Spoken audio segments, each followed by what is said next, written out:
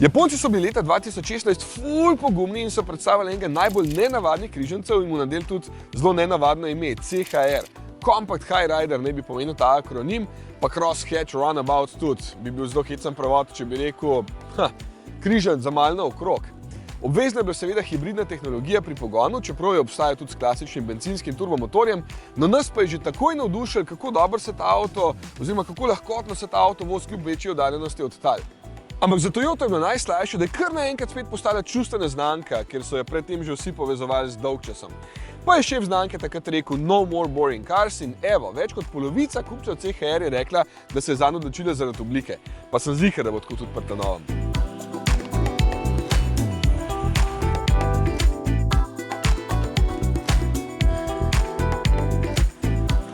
Kakšna bo nova generacija je Toyota že nakazala s konceptom Prologue konec lanskega leta. Sprednji del je podoben kot pri ostalih najnovejših Toyotah, recimo BZ4X pa Prius, je pa novost tole, skrite kljuke v vratih.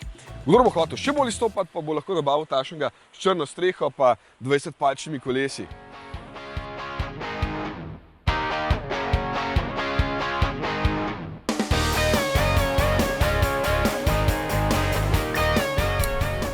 Zelo so se potrudili, da bi se nova generacija peljala še bolj kot prejšnja, pa smo že tisto hvalili, da je lahkotna.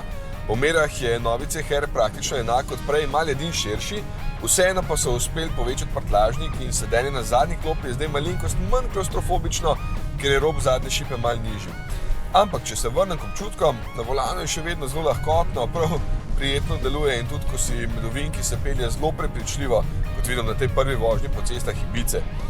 Nobenih težav nima niti s hitro odpeljanimi zavoji, res so dobro nastavili podvozje, tukaj nimam kaj reči.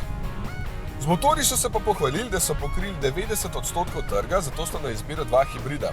Z oznako Hybrid 140 ima 1,8 litrski bencinski in elektromotor, z oznako Hybrid 200 pa 2-litrski bencinski in elektromotor. Malo so poenostavili oznake, tako da številki 140 in 200 pomeni takoj konjev ima. Potem so tu še Hybrid 200 AVDI, kar vam je verjetno logično, da pomeni 4-kolesni pogon, pri čemer ima zadaj še dodaten elektromotor, ki ni fizično povezan s prednjima. Ta še ga vozim ne zdaj. Naslednje leto pa pripelje še plug-in Hybrid 220, ki bo priključni hibrid, torej boste lahko njegovo baterijo polnili doma, pri tem se pa polni sama. Priključni hibrid bo na voljo februarja, vsi ostali so pa že zdaj, tako da ste mogoče celo kakšnega že videli pri nas na cesti. Ob začetku prodaje na voljo posebna akcija, da dobite osnovni model za 28.500 € s financiranjem, kar se zdi kar dobra cena glede na pogon in vso opremo, ki jo dobite zraven. So se pohvalili, da je opreme za 1500 € več pri novi generaciji, cena je šla pa za samo 300 € gor. Velja omeniti, da je v paketu zraven 10-letno jamstvo, ki velja do 200.000 km, vključuje pa celo zavarovanje pnevmatik. 557 CHR-jev prve generacije prodala Toyota v Sloveniji, nova pa ne bi bila še precej bolj uspešna.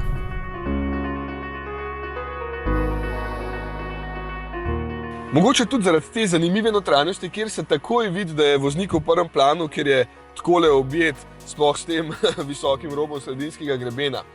Odlagališča so v redu, materiali tudi, usnje ni več živalskega izvora, oblazinjenje je iz recikliranih plastenk. Ja, veliko truda so vložili v trajnostno proizvodnjo, da bi prehranili pri izpustih CO2. Ena od rešitev je recimo tudi ta, da so uporabili barvo samo tam, kjer je res potrebno. Všeč mi je, da so ohranili tudi nekaj gumbov, recimo tele pri klimi, da lahko hitro vse nastavljaš, zaslona pa sta zdaj dva, oba 12,3 palčna, s tem, da je tale na dotik pri cenejših modelih lahko tudi 8 palčni.